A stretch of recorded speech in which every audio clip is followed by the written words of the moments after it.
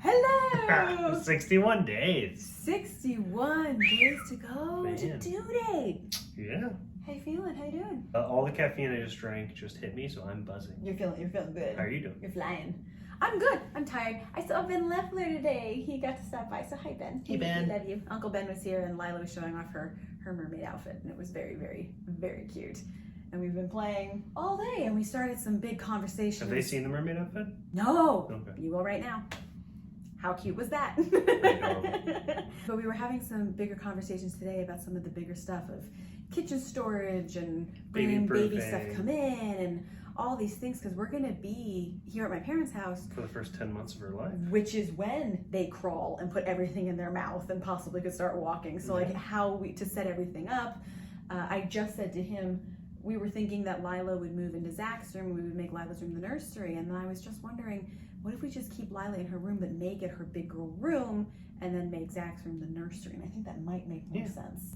So we're just gonna, it's wild that we have less than 9 weeks to really be putting it all together, and I really think in the next 6 weeks we need to hammer it all down just in case she makes an early appearance. We want to kind of have that Be ready. In the good event to that go. happens. So Lila starts school next week, and in the mornings I'm just gonna Next be week?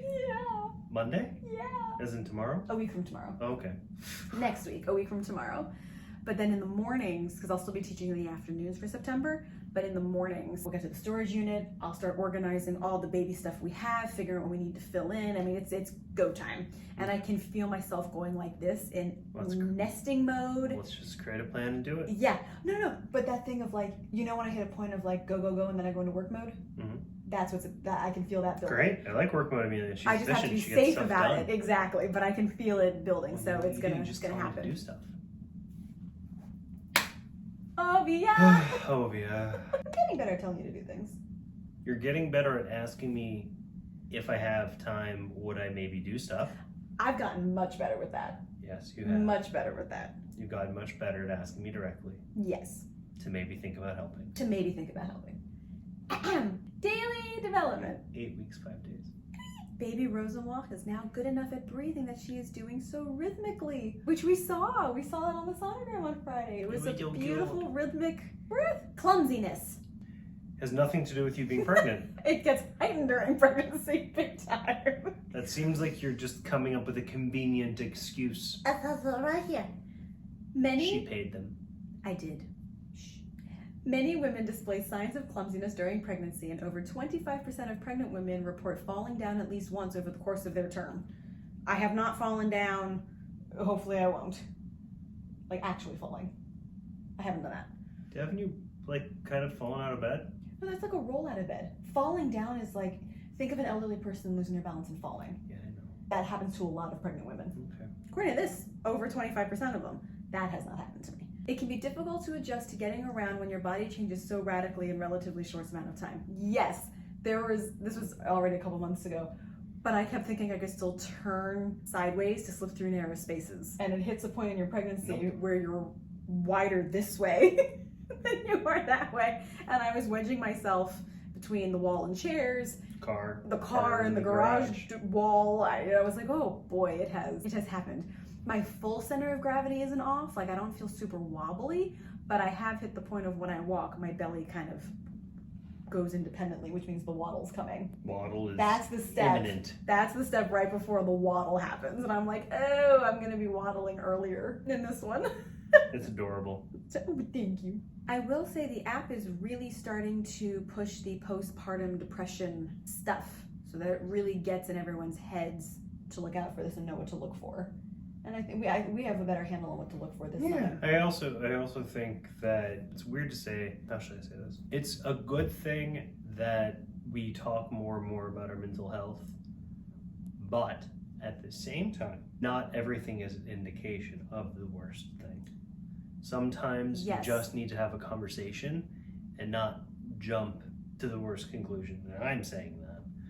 So it's important to have the community around you, your parents, your spouse, your siblings, that you're comfortable with talking to so that they're able to clue into symptoms so that they can let you know, hey, I think you've crossed this. You've crossed the You've line. crossed this barrier. Because people can have a hard day, a sad day, And a that blue day. Doesn't mean you have postpartum depression. Correct. You can even have that going on for a week. Things are hard, but there are certain signs that when your loved ones say something and it's gone on too long and you're not pulling yourself out of it, or just hasn't lifted and You getting just harder, can't pull yourself out of it. that's the line's being crossed, and so to be proactive about it. Yeah, but there's also a level of like psychosomatic. There's a certain level of hypochondria that happens to all people. Mm-hmm. Like you look something up on WebMD and oh my God, you're dying. Yeah, don't look stuff up on WebMD. Just don't do that to yourself.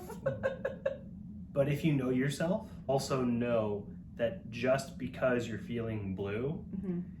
does Does not mean mean. you have postpartum depression. Right. Your hormones are all over the place. You're not sleeping. If you're not moody and irritable, you're not human.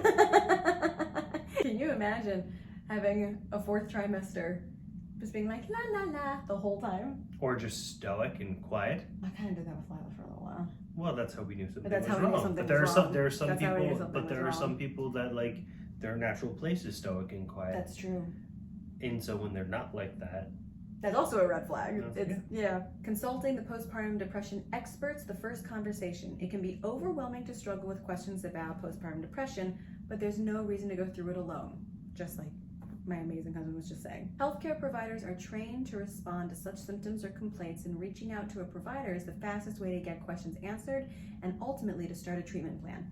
Now, that being said, there are some doctors who are more open about it and others are more closed-minded, and so there are times you I may feel need like- to, if you're in gynecology and obstetrics and baby land, obstetrics. yes, I feel like they're going to be pretty geared toward it. If But- they're a woman under the age of 50. If they're a female doctor under the age of 50.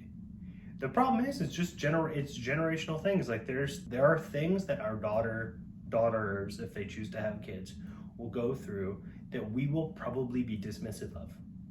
As weird as that is Just to because think, of the way things change. just because of generationally. how we dealt with things in our generation. And they're going to be much smarter on and much more sensitive in ways that we're not. Hi. And in sometimes this little coconut might be a little bit. She's pushing out really hard right here. Right up here. Ah! It's a foot. It's a foot. It's a foot. Oh my Tickle the goodness. foot, tickle the foot, tickle the foot, tickle the foot, tickle the foot. Hello. She's really pushing hard when she pushes. That was a very hard little jab. But yes, everything he was saying, and it's so important to have a supportive. Are you about to burp in my? Have a supportive, loving partner to go through this. Oh, she's doing it again. Now she's doing it here. Oh my gosh. So glad I'm a guy. To go through this together. So glad I don't have to carry a baby. Holy cow. Now she's doing it here. That's tight over here. Right too. here, right here. Oh. Whoa, she's just pushing. Oh, do you feel that? Right on your hand. She's pushing right there. Yeah, I feel it on my fingertips. Holy cow. It's so cool. It's It's so cool. science fiction. It is. It's amazing. Baby Center. Vitamin D during pregnancy. There's a joke there. I was like, what? Your body needs vitamin D when you're pregnant to maintain proper levels of calcium, phosphorus, which help build your baby's bones and teeth. Vitamin D is also important for healthy eyesight and skin. Vitamin D deficiency is common during pregnancy. Inadequate vitamin D can lead to abnormal bone growth, fractures, or rickets in newborns, which you don't want. No, So- get that baby outside. Vitamin D is very, very important. Also, maintaining proper levels of calcium, and I remember this blowing my mind when I was pregnant with Lila. Mhm. If you're not getting enough calcium, the baby will just suck it out of your body. They will suck If it they're out not of your if teeth. they're not getting enough calcium, they'll suck it out of you. Mm-hmm. So there was this woman whose teeth were rotting and falling out because the baby was sucking nutrients and the calcium out of this mother's teeth. It's this symbiotic relationship. It's wild. Yeah, you've got a little parasite in there. It's like they will take what they Yeah, need. they'll be if you're not parasitic if they providing. need to be. They will be. Yeah. And I remember going, oh my gosh. And I'm good with calcium, but that was like when I really upped the calcium and was like, do. How much vitamin D do pregnant women need? Vitamin D dosage is a topic of debate among experts, and a recommended amount for pregnant women range from 600 to 2,000. That's a big range. International units, Per which day. is what? That's, International unit, a milligram? that did not answer A the gram? question. No, it's got to be a milligram. And then best foods with vitamin D during pregnancy: fish liver oil, fatty fish. I don't eat fish, and eggs all contain vitamin D. Hey, you had eggs. I did. But not many other food contain it naturally, so a lot are fortified with vitamin D. To get more of this important vitamin, check your labels. Some cheeses, yogurts, and cereals are fortified while others aren't. Milk is a good source because all processed milk in the US is fortified with vitamin D. Well, you don't drink that. I don't. But I'm getting enough. I'm good. 61 days. 61 days till we have a new daughter. Or less. Or more. Gosh, or more. I'm still thinking October 24th. That's the date that I'm like feeling in my gut. 10:13. I would love 10:13. I'm pulling for 10:13. 10:13 at 10:13 would be like I'm just gonna unreal. start feeding you spicy foods. Just like start. Just hold your head back and just pour Tabasco in. Call a restaurant in California and have them send the salad dressing over and just drink the salad dressing. I love you. Love you too. Subscribe up here. There should be a ditty down here. Please hit the like button and click the bell for notifications. And send in those questions. Please do. Comments. Mwah! Bye.